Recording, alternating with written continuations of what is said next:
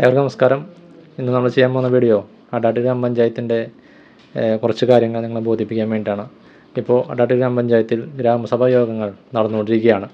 ഏകദേശം 13 ഗ്രാമസഭാ യോഗങ്ങളാണ് ഇപ്പോൾ കഴിഞ്ഞിട്ടുള്ളത്. അതിൽ ഒരു ഗ്രാമസഭാ യോഗം മാറ്റിവെച്ചിരിക്കുകയാണ്. കാരണം അതിൽ കോറം തികയാത്തതുകൊണ്ട് ഒരു ഗ്രാമസഭാ യോഗം മാറ്റിവെച്ചിരിക്കുകയാണ്. അടാട്ട് ഗ്രാമപഞ്ചായത്തിൽ 20 വാർഡുകളാണുള്ളത്. ഈ 20 വാർഡിൻ്റെ ഗ്രാമസഭാ യോഗം ഈ ജൂൺ മാസത്തോടുകൂടി അവസാനിക്കുമെന്നാണ് അറിയാൻ കഴിഞ്ഞിട്ടുള്ളത്. ഇതിലൊരു കാര്യം ജനങ്ങളെ ബോധിപ്പിക്കാറുള്ളത്, ഈ ഗ്രാമസഭാ യോഗം നടക്കുമ്പോൾ പല വാർഡുകളിലും അടാട്ട് ഗ്രാമപഞ്ചായത്തിൻ്റെ പ്രസിഡൻറ്റ് എത്തുന്നില്ല എന്നതാണ്.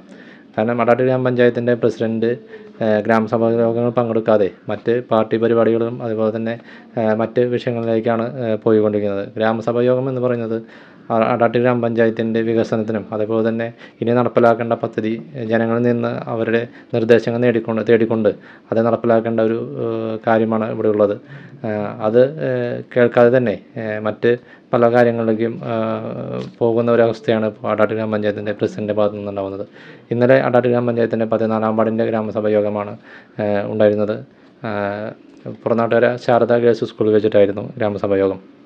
അതിൽ എല്ലാവരും വന്ന എല്ലാ ജനങ്ങളും ഏകകണ്ഠേന വിമർശിച്ച ഒരു കാര്യമാണ് അടാട്ട് ഗ്രാമപഞ്ചായത്തിൻ്റെ പ്രസിഡൻറ്റ് ഗ്രാമസഭാ യോഗത്തിൽ പങ്കെടുത്തില്ല എന്നുള്ളത്.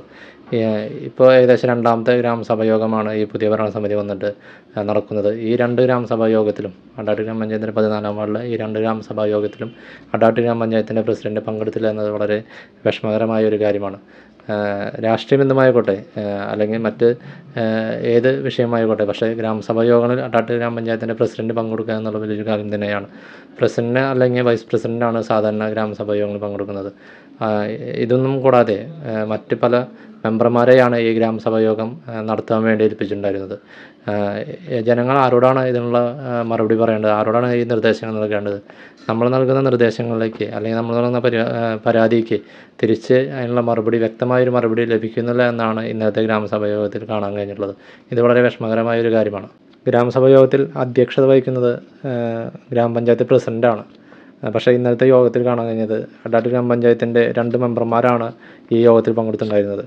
ജനങ്ങൾ പറയുന്ന നിർദ്ദേശങ്ങളും അല്ലെങ്കിൽ അവർ പറയുന്ന പരാതിക്കും വ്യക്തമായൊരു മറുപടി ഈ വന്ന മെമ്പർമാരിൽ നിന്നും ലഭിക്കാൻ കഴിഞ്ഞില്ല എന്നൊരു വിഷമകരമായൊരു കാര്യമാണ്.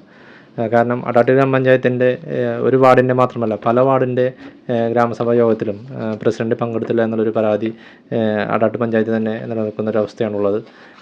നമ്മുടെ വാർഡിൻ്റെ അല്ലെങ്കിൽ നമ്മുടെ പഞ്ചായത്തിൻ്റെ വികസനത്തിന് ജനങ്ങളുടെ നിർദ്ദേശങ്ങൾ എത്രമാത്രം നല്ല നിർദ്ദേശങ്ങളുണ്ട്, അതിൽ നല്ലത് സ്വീകരിക്കുകയും മറ്റുള്ള പരാതികൾ സ്വീകരിക്കുകയും അതിനുള്ള വ്യക്തമായൊരു മറുപടി നൽകുകയും ചെയ്യേണ്ട പഞ്ചായത്ത് പ്രസിഡൻറ്റ് ഈ ഗ്രാമസഭാ യോഗങ്ങളിൽ നിന്ന് ഒഴിഞ്ഞു മാറുകയാണ് ചെയ്യുന്നത്.